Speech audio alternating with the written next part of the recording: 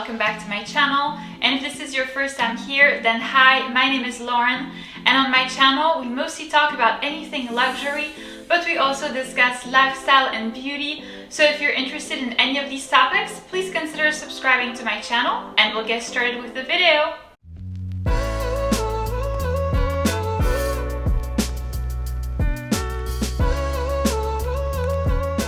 So in today's video, I'll be presenting you a review of the Ulesm Leafless Hairdryer. I've actually had it for a couple of months, and I will be comparing it to the Dyson Supersonic Hairdryer.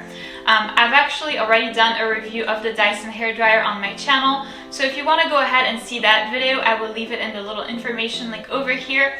But if you want to see how the Ulesm one compares to the Dyson in terms of pricing, efficiency, and settings, then please keep on watching.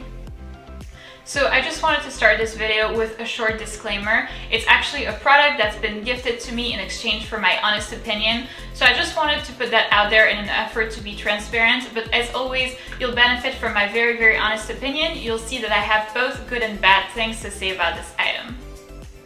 So the first thing that I can tell you about this item is that it is available on Amazon, which is super easy, for the price of $205, which actually fluctuates depending on offers. So you may want to go ahead and buy it at a time where it's on the lower end. I've also seen it at around $275, so really take advantage of the $205 price because it's very much worth it. And then it also comes in this beautiful sleek box. It's pretty similar to the Dyson one, I would say.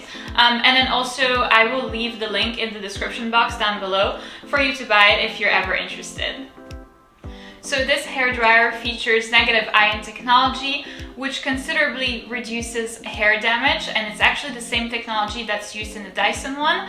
So you're really getting your money's worth getting this one because it's basically the same technology that's used. This one also features 3 different temperatures and 3 different speeds.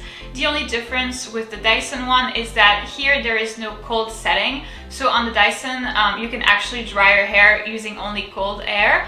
And here this is not going to work. There are 3 different temperatures, so there's like slightly warm, warm, and then basically burning hot. But there is no cold setting, unfortunately.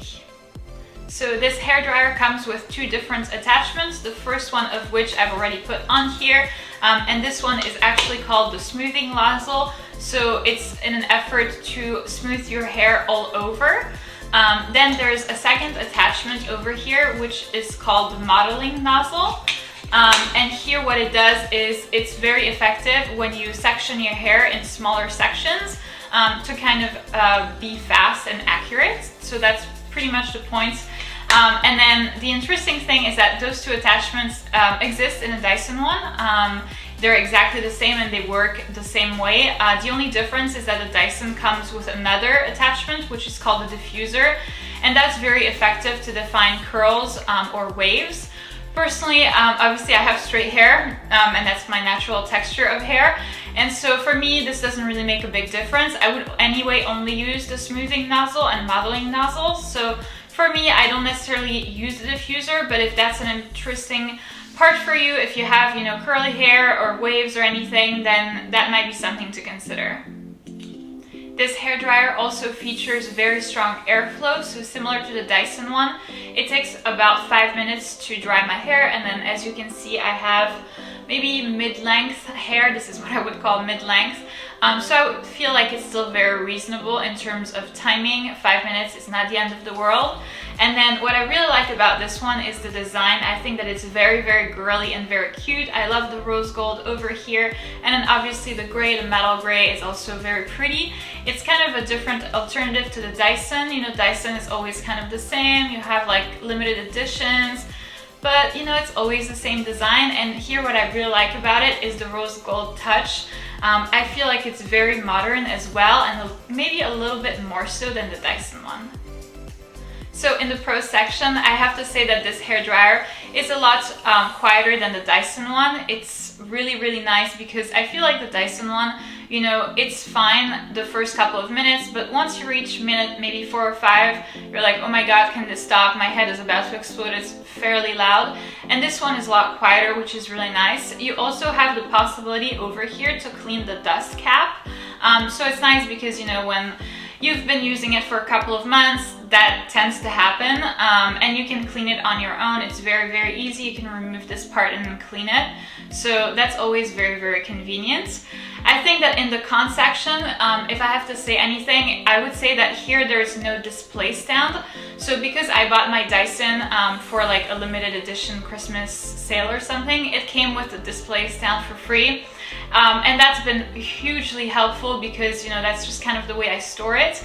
Here it's fairly voluminous, and then, you know, you don't really have a way to store it, so I kind of like wrap the cord around it and then put it in, you know, a shelf or something, but it's really not very convenient. So that's, I think, one of the cons to this lovely piece. It's lovely, but of course, you know, there's always cons. So here the no display stand would be for me a little bit annoying. On top of that, and that's very similar to the Dyson, the cord over here is very thick, very long, very thick, and just aesthetically not pleasing. And then, you know, you can see here there's even like a little ball like that, I guess like this. So very not like the hairdryer itself. And that's exactly the same on the Dyson. Both hair dryers are very beautiful, but then you have this massive, long and thick cord that's making it first difficult for storage, and then however you store it, even on a display stand with the Dyson one, you can still see that cord. So not a fan of that part, but that's, like I said, similar to the Dyson, so it's like take it or leave it with both. So in conclusion, I would say that it's a very good alternative to the Dyson one. I was actually very surprised. I didn't think that it was going to be high quality. Very honestly, when I opened the box, I was like, you know, I'm just gonna try that. And my expectation was to have maybe similar to, you know, the kind of hairdryer that I had before, which was from Target for like $20. So I was expecting to have something like this, and really I've been very impressed with this product. I think that if you don't want to pay $400+ for a Dyson one, and if for you the brand doesn't matter that much, I think this one is great. It also comes with a warranty, so similar to the Dyson one, if it breaks down or, you know, something like that, it won't be at the end of the world. They can replace it. So yeah, in my mind, if you don't want to give up the $400, and if you still want to have something nice, sleek looking to dry your hair, and then, you know, if you also want to avoid hair damage due to the $28 hairdryer from Target that I was talking about earlier, then I think this is truly a great alternative. So that's it for this video, guys. Thank you so much for watching. As always, I really appreciate it. And then if you did enjoy this video, please give it a big thumbs up, subscribe, and I'll see you in my next one.